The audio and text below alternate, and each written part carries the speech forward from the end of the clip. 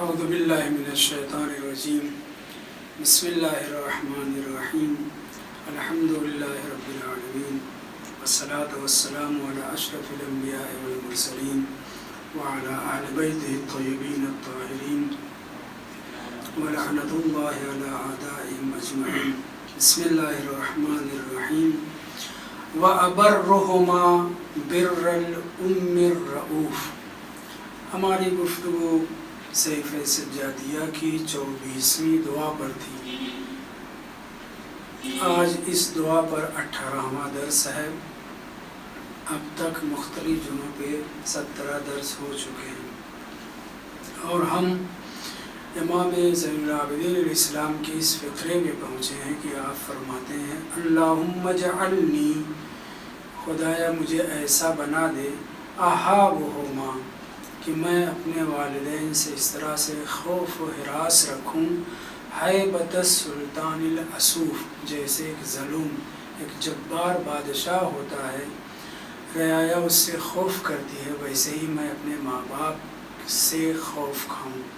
اس سلسلے میں کافی گفتگو ہو چکی ہے 2 درس میں. ہماری گفتگو اس کے بعد والے فقرے میں ہے اور یہ فقرہ واو کے ساتھ ماقبل والے جملے کے اوپر عطف ہو رہا ہے. وَأَبَرُّهُمَا بِرَّ الْأُمِّ الرَّؤُوفِ، یہ جملہ کس کے اوپر عطف ہے؟ احابہما پر، یعنی پالنے والے مجھے ایسا قرار دے کہ جس طرح سے میں اپنے ماں باپ سے خوف ایسے کھاؤں کہ جیسے رعایا سلطان جبار سے کھاتی ہے. وَاجْعَلْنِی، پالنے والے مجھے ایسا بنا دے، ابرہما، کہ میں ماں باپ کے ساتھ نیکی کروں، ان کے ساتھ بہترین سلوک، بہترین برتاؤ کروں. یہ برتاؤ میرا کیسا ہو، یہ نیکوکاری میری والدین کے ساتھ کیسی ہو، یہ بہترین سلوک اپنے ماں باپ کے ساتھ میرا کیسا ہو، ویسا ہو کہ جیسے ایک شفیق، ایک مہربان ماں اپنے اکلوتے بیٹے کے اوپر شفقت اور مہربانی کرتی ہے. بہت توجہ. اللہم اجعلنی احابہما، اللہم اجعلنی ابرہما، پالنے والے تو مجھے ایسا بنا دے کہ میں اپنے ماں باپ کے ساتھ ویسے پیش آؤں جیسے ایک بہترین شفیق، مہربان، نہایت مہربان ماں اپنے بیٹے کے اوپر ہوتی ہے. امام نے اس فقرے میں باپ سے تشبیہ نہیں دی ہے. باپ بھی شفیق ہوتا ہے، باپ بھی مہربان ہوتا ہے، مگر امام نے جو تشبیہ دی ہے وہ ابرہما بر الام الرؤوف، ایک مہربان، ایک نہایت شفقت کرنے والی ماں سے تشبیہ دی ہے. جواب میں یہ کہا جا سکتا ہے یہاں پر امام نہایت نیکوکاری، نہایت مہربانی، نہایت شفقت کو مد نظر رکھ رہے ہیں. مشبہ بہ، اس سلسلے میں ماں کے علاوہ اور کوئی نہیں ہے، یعنی باپ بھی ماں کی نسبت شفیق نہیں ہوتا جتنا ماں اپنے بیٹے کے لیے شفیق ہوتی ہے. تو امام چاہتے ہیں کہ ایسی تشبیہ دیں جس میں کوئی لیکن نہ پایا جائے. باپ غصہ ہو کر کے اولاد کو پیٹ بھی دیتا ہے، باپ ناراض ہو کر کے اولاد کے اوپر ہاتھ اٹھا دیتا ہے، یقیناً شفیق ہوتا ہے، لیکن اس کے باوجود اس کے اندر ماں کی نسبت کڑاپن پایا جاتا ہے. امام چاہتے ہیں کہ اپنے والدین کی نسبت اتنی شفقت، اتنی مہربانی کو ذکر کریں کہ جو ایک شفیق ترین ماں میں پائی جاتی ہے. اس حوالے سے جناب سید نعمت اللہ جزاری، ان کا یہ کہنا ہے کہ یہ کلمہ ابرہما کے بجائے ابرہما بہتر ہے. کیوں؟ کیونکہ بر کہتے ہیں اطاعت اور انقیاد کو، یعنی میں ان دونوں کی اطاعت اور ان دونوں کے دستور کا اس طرح سے تابع رہوں جیسے کہ ایک مہربان ماں اپنے بیٹے کے لیے ہوتی. خب یہ معنی صحیح نہیں ہے. یہاں انقیاد، یہاں پیروی کی بات نہیں ہو رہی ہے. جناب سید نعمت اللہ جزائری کی عظمت اپنی جگہ پر، لیکن اس کے باوجود ہم ان کے اس کلام کو جو آپ نے نور الانوار ایک مختصر سی شرح ہے صحیفہ سجادیہ کی، اس میں یہ فقرہ انہوں نے فرمایا ہے کہ بے کے کسرے کے ساتھ پڑھا جائے اور معنی اس طرح سے کیا جائے کہ میں ان دونوں کی اطاعت اور انقیاد کروں۔ تو یہ معنی درست نہیں ہے، کیونکہ یہاں پہ بر کے معنی نیکوکاری ہے، شفقت اور مہربانی ہے، نہ کہ اطاعت۔ یہ ایک بات۔ دوسری بات یہ ہے کہ یہ جملہ ماقبل جملے پہ عطف میں نے آپ کے سامنے بیان کیا۔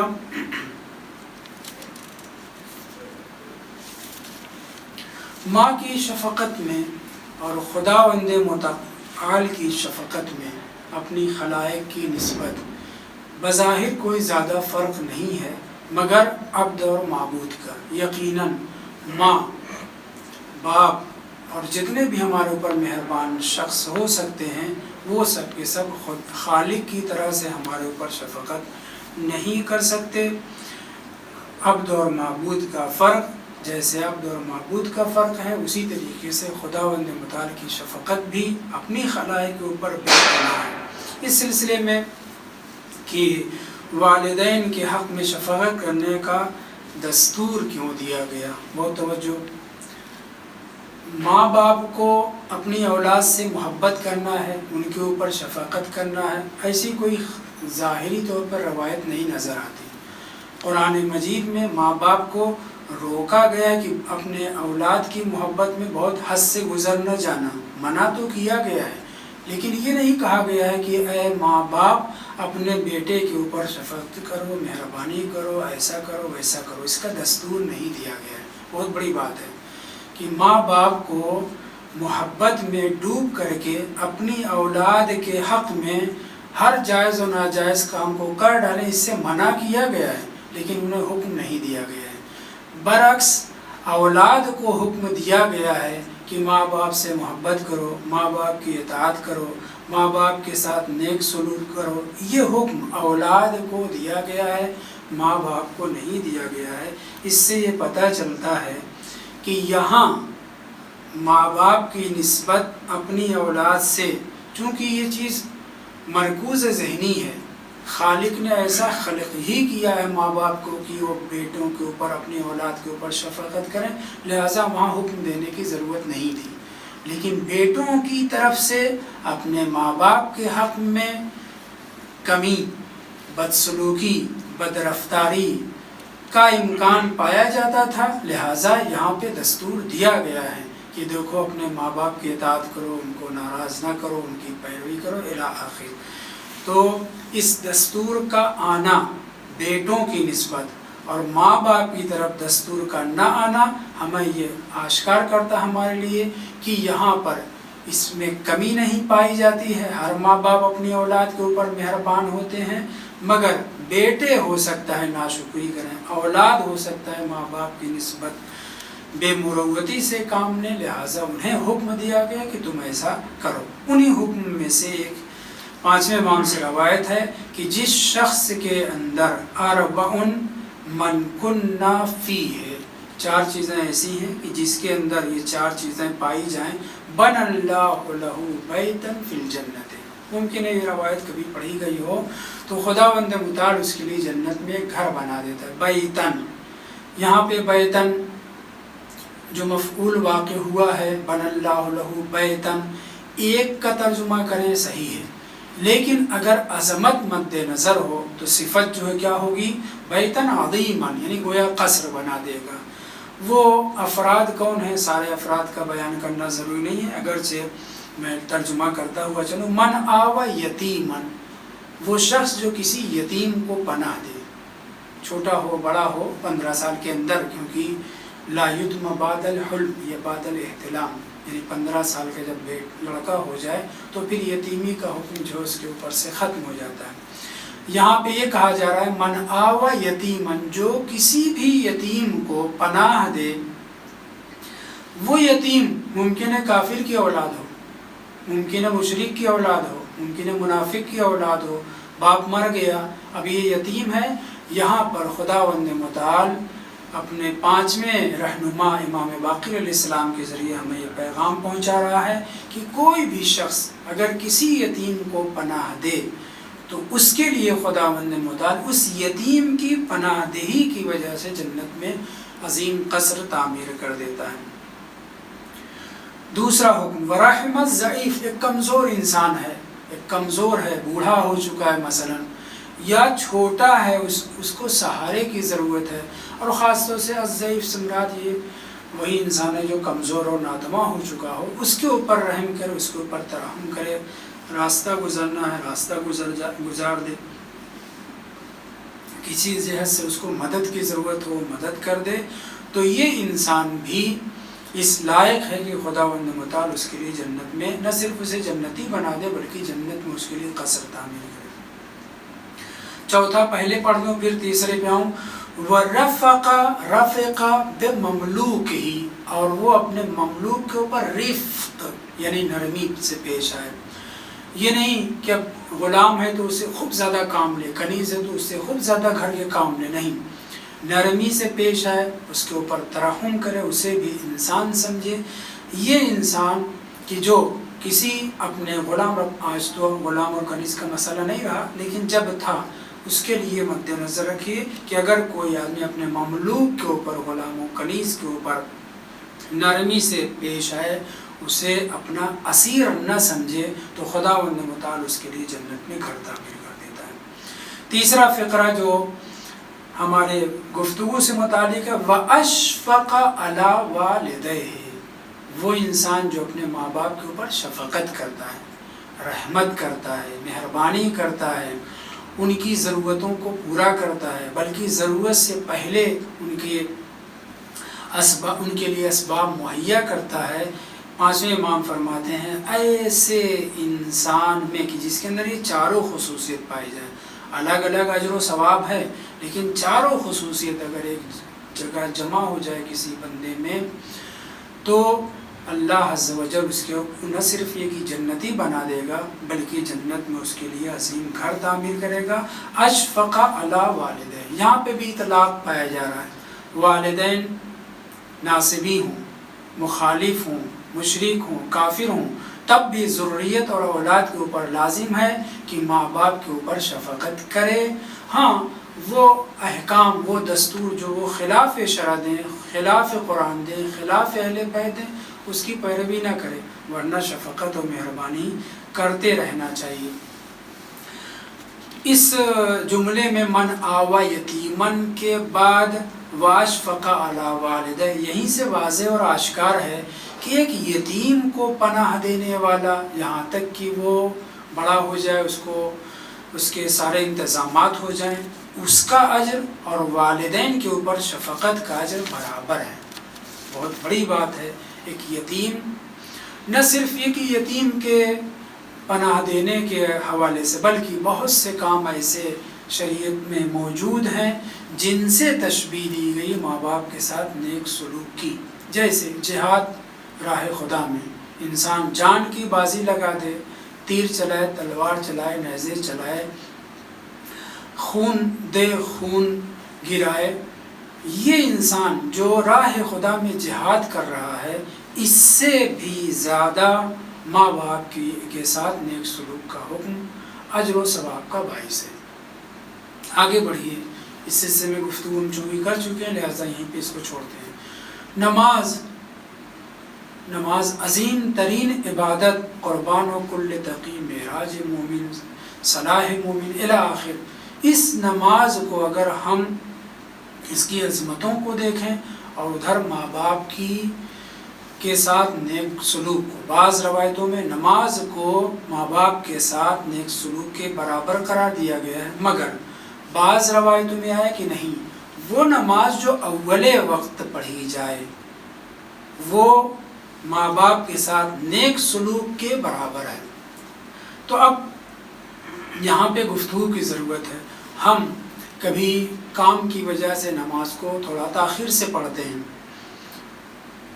یا بھول جانے کی وجہ سے گھنٹے 2 گھنٹے کے بعد، ٹائم ہی میں پڑھتے ہیں لیکن 2 گھنٹے کے بعد پڑھتے ہیں، یا اور بہت سے اسباب ایسے پیدا ہو جاتے ہیں کہ جس کی وجہ سے انسان اول وقت نماز نہیں پڑھ پاتا، اگرچہ شیعہ ہونے کی پہچان، مومن ہونے کی پہچان پہچان، اور خاص طور سے ہم طالب علموں کے لیے یہ ضروری ہے کہ ہم نماز کو اول وقت پڑھیں، لیکن اسباب ہوتے ہیں، علل ہوتے ہیں جس کی وجہ سے انسان اول وقت نماز نہیں پڑھ پاتا۔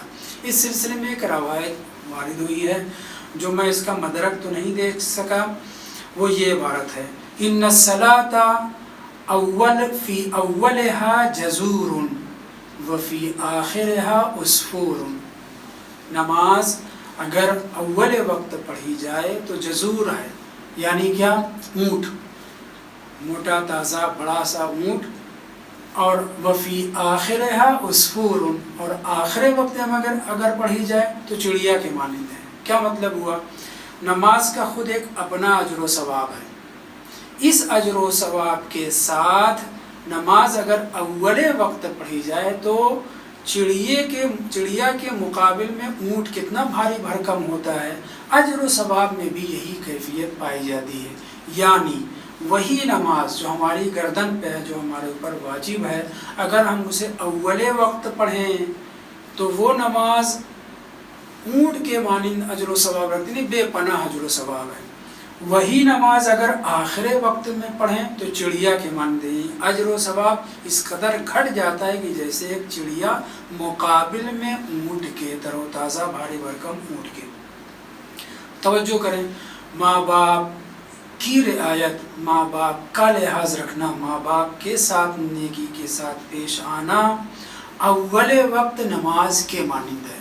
ایک تو نماز ہی کا اجر و ثواب بیان نہیں کیا جا سکتا، بے پناہ اجر و ثواب ہے، اوپر سے یہ کہا جا رہا ہے کہ اول وقت میں، تو یہاں تو تشبیہ دے دی گئی ہے کہ ان الصلاۃ فی اولها جزور، اول وقت نماز اونٹ کے مانند ہے، یعنی کیسے وہ سنگین ہوتا ہے، وزنی ہوتا ہے، تیز رفتار ہوتا ہے، صحرا کا کیا نام ہے، گھوڑا کہا گیا وغیرہ وغیرہ، ویسے ہی اول وقت پڑھی جانے والی نماز اپنے اجر و ثواب کے ساتھ اول وقت پڑھنے کی وجہ سے بے پناہ اجر و ثواب کا مانند ہے، ثواب رکھتی ہے، لہٰذا کوئی اس کے اجر و ثواب کو صحیح معنوں میں بیان نہیں کر سکتا سوائے معصومین علیہم السلام کے۔ یہی بات ماں باپ کی اطاعت میں ہے۔ اگلی بات جو ابھی ہم نے ذکر کیا تھا، یتیم کے سلسلے میں کبھی اور بھی گفتگو کریں گے کہ یتیم کی کفالت کرنے والے کے لیے پیغمبر اسلام نے فرمایا کہ میں اور کافل یتیم اس طریقے سے، کیسے؟ یہ سب بابا اور وسط کی انگلی برابر، تھوڑی سے فرق کے ساتھ، ویسے ہم لوگ میدان محشر میں اور جنت میں وارد ہوں گے۔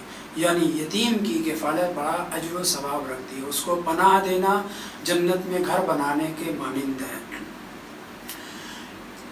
جیسے یتیم کی پرورش، اس کو پناہ دینا بے پناہ اجر و ثواب کا مانند ہے، اسی طریقے سے یتیم کو تکلیف پہنچانے والا، بچہ ہے، چھوٹا ہے، جتنا بھی بلوغ سے پہلے، اسے اگر کوئی تکلیف دیتا ہے، اسے اگر کوئی رلا دیتا ہے، اہتز عرش اللہ، عرش الہی کانپ اٹھتا ہے،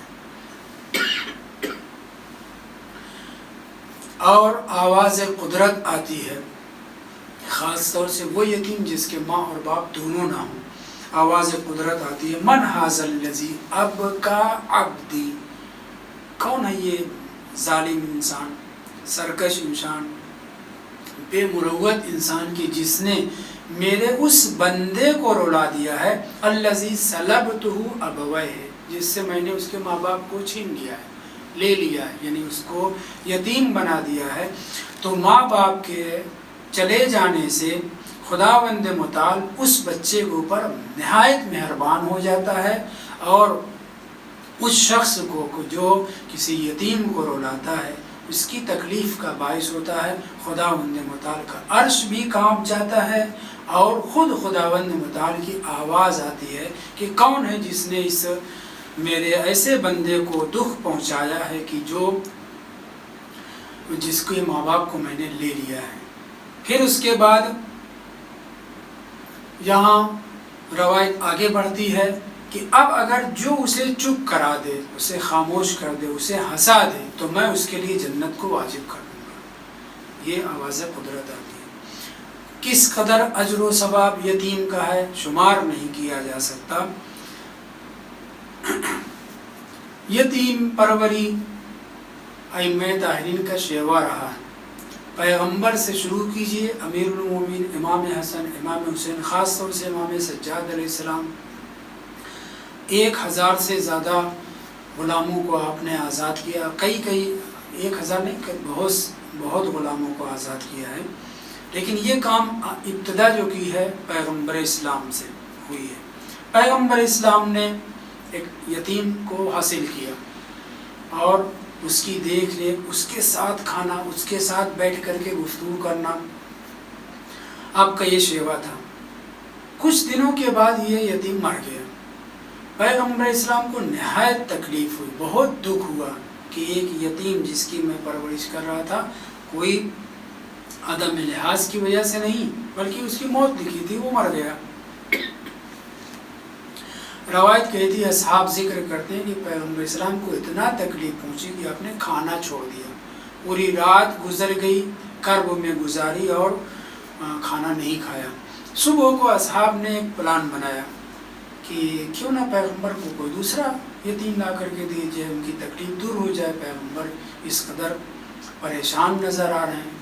تو جب اصحاب پہنچے آپ کی خدمت میں اور ان لوگوں نے کہا کہ یا رسول اللہ، آپ سے ایک یتیم چھوٹ گیا، یتیموں کی کمی نہیں ہے، ہم ایک دوسرا یتیم آپ کو لا کر کے دے دیتے ہیں، آپ اس کی پرورش کریے، اس کو کھانا کھلائے، اس کے ساتھ اٹھیے بیٹھیے گفتگو کریے۔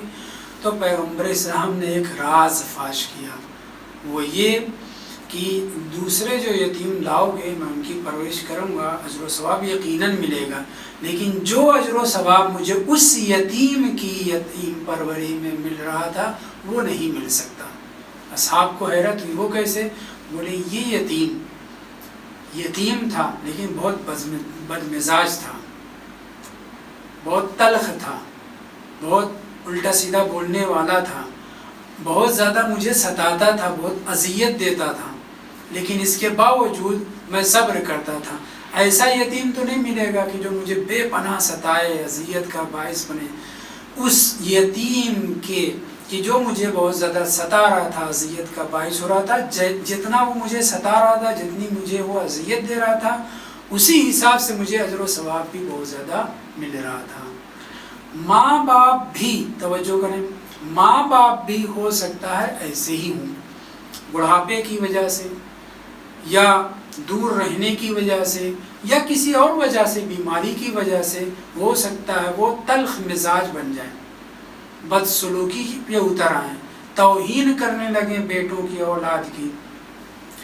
پیغمبر نے کیا کہا؟ مجھے اب ایسا یتیم کہاں ملے گا کہ جو میرے لیے بے پناہ اجر و ثواب کا سبب بنے، کہ کتنا بد مزاج تھا، کتنا مجھے ستاتا تھا۔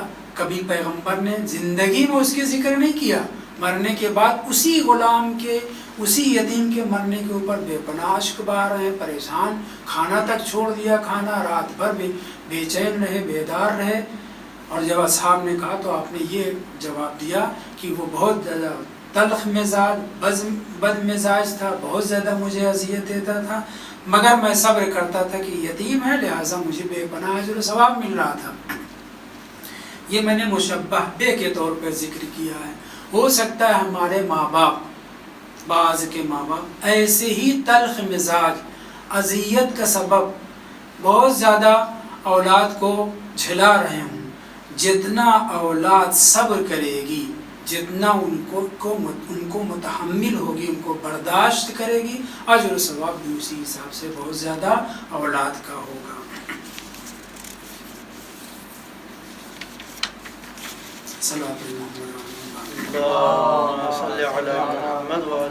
یہ روایت ظاہراً ایک ٹکڑا اس کا پڑھا جا چکا ہے۔ والدین کے ساتھ جو نیکی کا حکم دیا گیا ہے، اس میں یہ ضروری نہیں کہ والدین فقیر ہوں، ضرورت مند ہوں، حاجت مند ہوں تب آپ نیکی کریے ان کے ساتھ، تب آپ انہیں سامان لا کر کے دیجیے، پیسہ ان کو دیے، نہیں۔ بر الوالدین، نیکی کرنا والدین کے ساتھ ہماری اس وقت بھی ذمہ داری ہے کہ جب ہمارے والدین بے نیاز ہوں، ان کو ہمارے پیسے کی ضرورت نہ ہو، ان کی کمائی ہو، وہ نوکری پہ ہوں، بے پناہ پیسہ بینک بیلنس ہو، اس کے باوجود کہ ہمارے والدین کے پاس ضرورت کی ہر چیز ہے، وہ خود فراہم کر لیتے ہیں ان کے پاس پیسہ، تب بھی چھٹے امام فرماتے ہیں احسان تب بھی والدین کی نسبت بیٹے کے اوپر واجب ہے۔ 3 مرحلہ ہے۔ پہلا مرحلہ یہ ہے آیت کریمہ وَبِالْوَالِدَيْنِ احسانہ کی وضاحت میں، الاحسان ان تحسن صحبتہما، ان کے ساتھ گفتگو بات چیت میں بہترین صحبت اختیار کرو۔ ماں باپ پیسے والے ہیں تو ہوا کریں، کم سے کم بات کے ذریعے سے، ان کے ساتھ میل ویوہار کے ذریعے سے تم احسان کر سکتے ہو۔ پہلا احسان جسے ایک فقیر انسان بھی انجام دے سکتا ہے باپ کی نسبت، ماں کی نسبت، وہ کیا ہے؟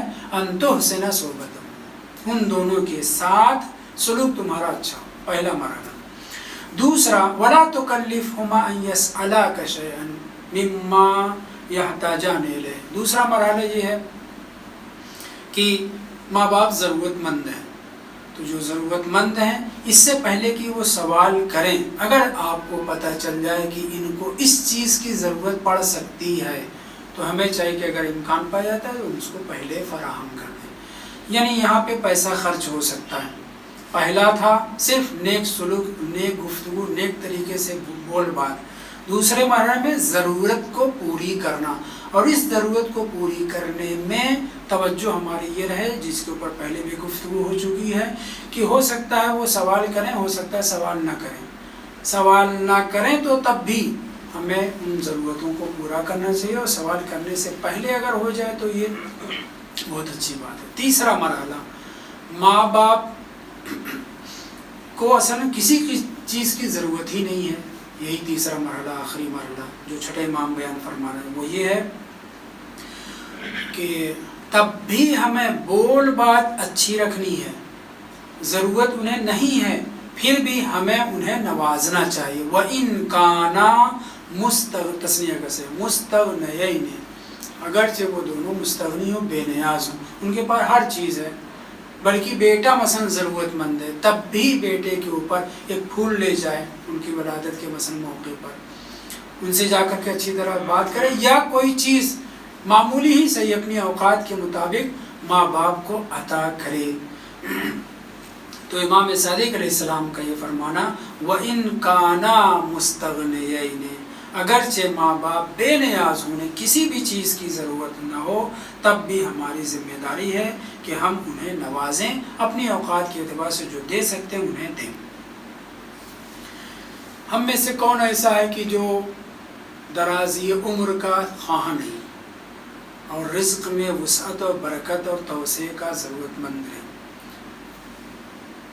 2 باتیں ذکر کی گئی ہیں۔ پہلی، من سرہ ان یمد فی عمرہ، جو شخص یہ چاہتا ہے کہ اس کی عمر دراز کر دی جائے، طولانی کر دی جائے، ویزاد فی رزقہ، اور اس کے رزق میں وسعت ہو، برکت ہو، تو ظاہر ہے کہ ہم فائدے کو، منفعت کو، اگر منفعت پسند ہیں، منفعت کو دیکھتے ہیں، تو یہاں پہ بہت بڑی بات ہے، ایک عمر میں اضافے اور دوسرے رزق اور روٹی میں اضافے کی بات ہے، رزق روزی میں۔ تو انسان کو اور زیادہ چہک کر آگے بڑھنا چاہیے اور اس عمل کو انجام دینا چاہیے۔ پہلا، فَلْيَبَرْ وَالِدَيْهِ، اسے چاہیے کہ اپنے والدین کے ساتھ نیک سلوک کرے، دور ہے فون کے ذریعے سے گفتگو کر کے، جیسے بھی کوئی چیز بھیج کر کے، ماں باپ کے ساتھ نیک سلوک کرنے سے ہماری عمر بڑھتی ہے اور ہمارے رزق میں برکت ہوتی ہے۔ صرف ماں باپ نہیں، وَلْيَصِلْ رَحِمَهُ، اور رشتہ دار، قریبی رشتہ دار، ان سے رابطہ، چاہے صرف فون کے ذریعے سے یا خط لکھ کر کے، یا آج مثلا واٹس ایپ، فیس بک وغیرہ کا زمانہ ہے، اس طریقے سے ارتباط برقرار کرنا، اور خاص طور سے جنہوں نے اپنا رشتہ توڑ لیا، ان سے ناراض، ان کو راضی کرنا۔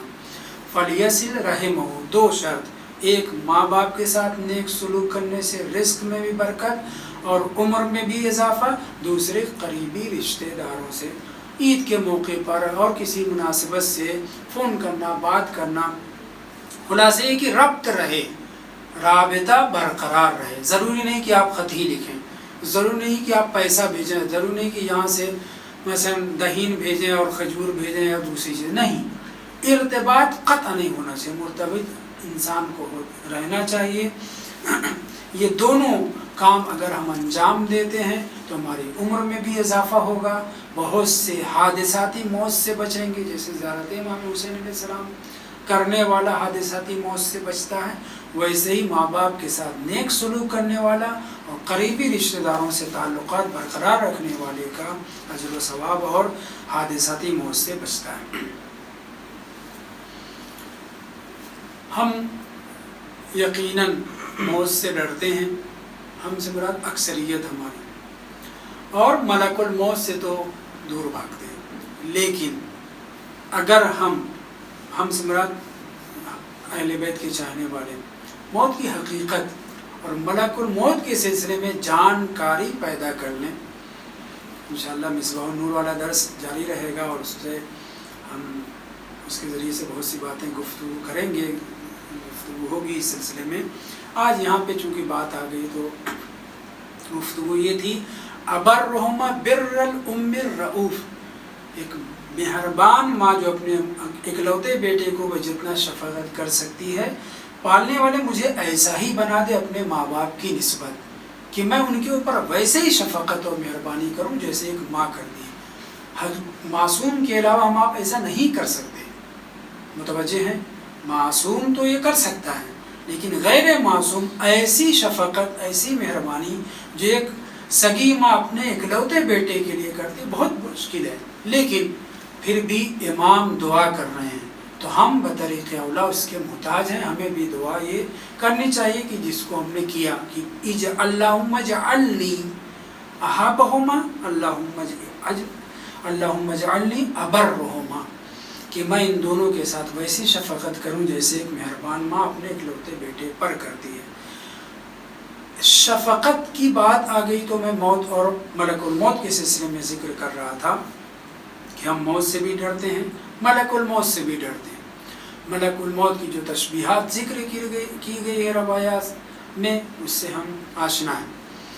ملک الموت سے نہیں ڈرنا چاہیے۔ اگر ہم واقعاً اہل بیت کے تابع ہیں، اہل بیت کے چاہنے والے ہیں، مومن ہیں، شیعہ ہیں، تو ہمیں ملک الموت سے بالکل نہیں ڈرنا چاہیے۔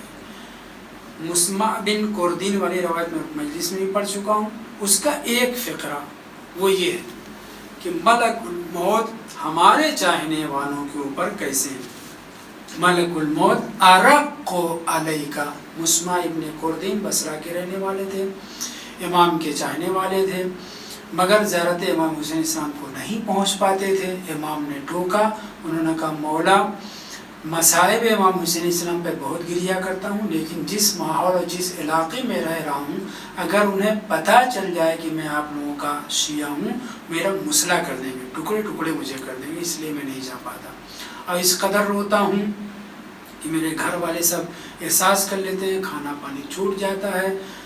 جب یہ سب بیان کیا تو امام نے زبردست ان کو بشارت دی۔ ان بشارتوں میں سے ایک بشارت یہ ہے، وَمَلَكُ الْمَوْتِ أَرَقُّ عَلَيْكَ وَأَشَدُّ رَحْمَةً لَكَ، ملک الموت تمہارے اوپر رقیق القلب، رقت قلب، وَأَشَدُّ رَحْمَةً لَكَ، تمہارے اوپر اس سے بھی زیادہ شدید مہربان ہے، من الام الشفیقۃ علی ولدها، ایک مہربان ماں، عام ماں نہیں، ایک مہربان ماں، ایک سنجیدہ ماں، ایک بہت زیادہ شفیق ماں اپنے بیٹے کے اوپر جس طریقے سے شفقت کرتی ہے، ملک الموت اس مادر شفیق سے زیادہ ہم شیعوں کے اوپر شفیق ہے۔ کس کی بات ہو رہی؟ وہ جو زیارت کو نہیں جاتا تھا، اس کی مجبوری تھی جس کی وجہ سے نہیں، لیکن مصائب اہل بیت میں اس قدر روتا تھا، پریشان ہوتا تھا کہ کھانا چھوٹ جاتا تھا، گھر والے احساس کر لیتے تھے ان کو کیا ہو گیا۔ ہم آپ مصائب اہل بیت بالخصوص امام حسین السلام کے اوپر روتے بھی ہیں، ان کی مجالس اور محافل میں جو مناسبت ہوتی اس کے اعتبار سے کرتے ہیں، پلس زیارت امام حسین علیہ السلام انجام دے رہے ہیں۔ امام فرماتے ہیں ملک الموت اے مسمع ابن کردین تمہارے اوپر شفیق ماں جو اپنے بیٹے کے اوپر مہربان جتنا ہو سکتی ہے اس سے کہیں زیادہ ملک الموت ہمارے شیعوں کے اوپر مہربان ہے۔ تو پھر ڈرنے کی جگہ نہیں رہی۔ دوسرے موت سے خوف کھانے کا. حضرات ائمہ طاہرین علیہم السلام ہمارے اوپر شفیق ماں سے بھی زیادہ مہربان ہے. ملک الموت تو ہے، اور انہوں نے موت کی حقیقت کو بیان کرنے کے بعد ہمیں اس چیز کی طرف متوجہ کیا ہے کہ تم لوگوں کے لیے موت ایک پل ہے، اس پل کو پار کرنا ہے. قنطرہ کا لفظ استعمال ہوا ہے. تم لوگوں کے لیے موت ایک مرحلہ ہے، ایک بہت سی تشبیہات دی گئی ہیں، ان سے گزرنا ہے، بس منتقل ہونا ہے. ہمارے چاہنے والے ہو، ہمارے بتائے ہوئے دستور اور احکام کے مطابق عمل کر رہے ہو تو تمہیں موت سے نہیں ڈرنا چاہیے.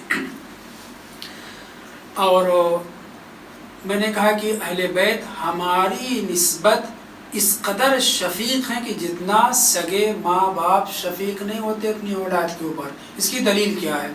اسی دلیل پہ آپ لوگوں کی گفتگو ختم کروں گا. امام فرماتے ہیں، یہ روایت جعفر نقدی، علامہ شیخ جعفر نقدی کی یہ کتاب ہے الانوار العلویہ، اس میں یہ ذکر ہوئی ہے.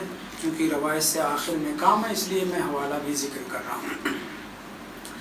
انوار علویہ میں فرماتے ہیں کہ اس وقت جب امام حسن اور امام حسین علیہ السلام جنازہ امیر المومنین کا لے کر کے جا رہے تھے اور دفن کر کے واپس آ رہے تھے تو ایک خرابے سے ایک فقیر کے رونے پیٹنے اور ایک بیمار، الگ بوڑھا تھا، نابینا کہیں، الگ بیمار تھا نہیں تھا، یہ سب کچھ میں روایت میں نہیں ذکر ہوا، ایک نابینا انسان تھا. اس کی آواز سن کر کے امام حسن امام حسین علیہ السلام بڑھے. پوچھا کون ہو؟ اس نے اپنا تعارف کرایا. کیا ہوا ہے؟ 3 دن سے مجھے میرے اوپر جو شفقت کرتا تھا وہ آیا نہیں، نہ کھانا دیا نہ پانی. کیا کرتا تھا؟ کیا نام تھا اس کا؟ ان کا کبھی اس نے اپنا نام نہیں بتایا. کیا کرتا تھا؟ مجھے اپنے ہاتھوں سے کھلاتا تھا، پانی پلاتا تھا، میرے جسم کو آرام طریقے سے لٹاتا تھا وغیرہ وغیرہ. اس کے خصوصیات کیا تھے؟ جب اس نے خصوصیات پوچھے تو ایک جملہ اس بوڑھے نے کہا، انہو کانا لی، وہ شخص میرے اوپر اس قدر مہربان تھا، ایسے مہربان تھا، کل ام شفیقت بے ولدہا، جیسے ایک مہربان ماں اپنے بیٹے کی نسبت ہوتی ہے ویسے وہ میرے اوپر شفیق تھا. یعنی نہ صرف یہ کہ کھانا کھلا دیا، پانی پلا دے، نہیں، میرا بستر لگا دیا، مجھے آرام سے لٹا دیا، اٹھا کے بیٹھایا، جب ضرورت جو پڑے سو کیا، اور 3 دن سے وہ میرے پاس نہیں آیا ہے. یہ کیفیت جب امام حسن اور امام حسین علیہ السلام نے سنی تو رونے لگے، اور ان دونوں بزرگواروں نے بیان کیا کہ وہ ہمارے بابا تھے. میری بات یہاں پہ ختم نہیں ہوئی، توجہ کریں. عبارت یہ، انہو کان لی کل ام شفیقت بے ولدہا، زندگی میں جب اہل بیت اور امیر المومنین علیہ السلام اپنے چاہنے والے کے اوپر اس قدر ماں سے شفیق، ماں سے زیادہ مہربان ہیں، تو موت کے وقت انہیں حاضر رہنا ہے ہمارے پاس. خود انہوں نے دعویٰ کیا ہے، روایتیں بے پناہ موجود ہیں. جواہر میں 3 صفحہ اس سلسلے میں گفتگو ہے، بصائر الدرجات میں روایت ہے کہ ائمہ طاہرین علیہ السلام حاضر ہوتے ہیں اپنے چاہنے والوں کے پاس. نہ صرف اپنے چاہنے والوں کے پاس، غیروں کے پاس بھی، لیکن انہیں تکلیف ہوتی ہے، ہمیں خوشی محسوس ہوتی ہے. تو جو اہل بیت زندگی میں، اس دنیاوی زندگی میں ماں شفیق ماں سے زیادہ مہربان ہیں، وہ موت کے وقت کتنا شفیق ہوں گے، مرنے کے بعد جب ہمیں ضرورت رہے گی تو وہ کتنا ہمارے اوپر شفیق ہوں گے. یہ اس سے استفادہ کیا جا سکتا ہے. اس روایت کا آخری جو مدرک ذکر کرنے کی وجہ تھی، اور بھی ہے 2-3 منٹ باقی، وہ یہ ہے کہ ہم آپ زنجیر کریں، قمع کریں، خون نکالیں، مر تو نہیں جاتے. کبھی حادثہ ہو گیا وہ دوسری بات ہے، لیکن ہمیں انداز ہے کہ کتنا خون نکلنا چاہیے، کہاں کیسے مارنا چاہیے. اور خاص طور سے قمع کرنے والے عراقی اچھی طرح سے جانتے ہیں کہ وہ لوگ بظاہر حملہ جو کرتے ہیں اپنے سر کے اوپر وہ عجیب و غریب خوفناک ہوتا ہے، لیکن ان کو اندازہ ہے کہ کیسے مارنا چاہیے، کتنا مارنا چاہیے. بہرحال قصد یہ نہیں ہوتا کہ ہم اپنے آپ کو مار ڈالیں، یقیناً یہ قصد نہیں ہوتا، ورنہ خودکشی کے حکم میں البتہ شاید خودکشی نہ ہو، لیکن پھر بھی کہنے والے کہہ سکتے ہیں کہ یہ خودکشی کیا. بہرحال لیکن ہمارا یہ قصد نہیں ہوتا. اب اگر کوئی جوان، کوئی بوڑھا، کوئی بچہ اس طریقے سے مر جائے، اس نے یہ قصد نہیں کیا کہ مار لے اپنے آپ کو، تو وہ جو ہے اس کی موت ہلاکت کی موت نہیں ہے، غم امام حسین علیہ السلام میں وہ اس نے خون بہایا ہے۔ توجہ کریں یہاں پہ، جب اس فقیر اس بیمار کو، اس بوڑھے کو، اس نابینا کو یہ پتہ چلا کہ امام علی علیہ السلام تھے، میرے امام حجت خدا، اور وہ مجھے کھلا پلا رہے تھے، تو اس نے امام حسن امام حسین علیہ السلام سے تقاضا کیا۔ ایک روایت جو جعفر نقدی نے نقلی ہے کہ وہیں اس قدر چیخ مارا اس نے کہ مر گیا، ایک روایت یہ ذکر ہوئی، لیکن دوسری روایت جو ذکر ہوئے وہ یہ ہے اسی کتاب میں کہ امام حسن امام حسین علیہ السلام سے اس بوڑھے نے، اس نابینا نے فریاد کی کہ آپ لوگ مجھے ابھی گھر نہ جائیں، ابھی مجھے لے کر کے قبر کے اوپر چلیں مولا امیر المومنین اسلام کی۔ خود امام نے سنا اس کی بات کو اور اس کو لے کر کے قبر پہ پہنچے۔ امام حسن بھی ہیں، امام حسین علیہ السلام۔ وہ بوڑھا قبر پہ پہنچنے کے بعد اپنا سر مار رہا ہے۔ جب تک وہ دھیرے دھیرے مار رہا تھا، امام حسن امام حسین علیہ السلام بیٹھے ہوئے جیسے وہ رو رہا تھا، یہ دونوں بزرگوار بھی رو رہے تھے، لیکن جب اس نے تیز سر مارنا شروع کیا، روایت کا فقرہ، دونوں امام اٹھے اور دونوں اس کو قابو میں کرنا چاہ رہے تھے۔ فلم یقدرا، قدرت امامت کی بات نہیں ہو رہی ہے، اتفاق سے وہ قابو میں نہیں آیا، اور اس نے پہلے جتنی تیز بھی مارتا رہا ہو، اس کے بعد ضرب برأسہ القبر حتی قضا نحبہ، اس زور سے اس نے قبر کے اوپر اپنے سر کو مارا یہاں تک کہ اسے موت آ گئی۔ پہلے دونوں امام بیٹھے ہوئے تھے، وہ رو رہا تھا، یہ بھی رو رہے تھے، دیکھ رہے ہیں کہ وہ قبر کے اوپر اپنے سر کو مار رہا ہے، لیکن جب تیز کیا تب وہ آگے بڑھے، اس کو روکنا چاہا، قابو میں کرنا چاہا، لیکن اس کے باوجود اس نے اپنے سر کو اس زور سے قبر امیر المومنین علیہ السلام پر مارا کہ اس کو موت آ گئی۔ اگر اس کا یہ عمل ناپسندیدہ ہوتا تو اماموں کو اس کی ملامت کرنی چاہیے تھی، مذمت کرنی چاہیے تھی، مگر ایسا کچھ نہیں ہوا، بلکہ روایت کہتی ہے امام حسن امام حسین علیہ السلام اٹھے اور اس کو وہیں پہ غسل دیا، وہیں کفن کیسے حاصل کیا ہے، کہاں موجود تھا یا منگایا ہو، غسل دیا، کفن دیا، اور امیر المومنین علیہ السلام کے پہلو میں دفن کیا، یہاں وہاں نہیں۔ اس نابینا اہل بیت کے چاہنے والوں کو جس نے اپنا سر پٹک کر کے اپنی کہنے والے کی جو ہے خودکشی نہیں ہے، ورنہ امام حسن امام حسین اسلام مذمت کرتے، کوئی مذمت نہیں، غسل دیا، کفن پہنایا اور وہیں امیر المومنین کے پہلو میں دفن کیا، اور نہ صرف یہ کہ اس سے پہلے رو رہے تھے، اس کے بعد بھی روتے رہے، واپس ہوئے تو روتے ہوئے۔ یہ فقیر، یہ چاہنے والا، یہ اندھا، یہ بصارت مگر مکمل بصیرت کے ساتھ قبر امیر المومنین سے اپنے سر کو ٹکرا کر اس دنیا سے چلا گیا، مر گیا، اور یہ وہ پہلا شخص ہے جو امام حسن اور امام حسین علیہ السلام کے ذریعے غسل و کفن پاتا ہے اور امیر المومنین کے پہلو میں مجاور بننے کا شرف حاصل کرتا ہے۔ والحمدللہ رب العالمین۔ یہاں اور بھی باتیں ہیں لیکن ریکارڈ ہو رہا ہے، ٹھیک نہیں، کافی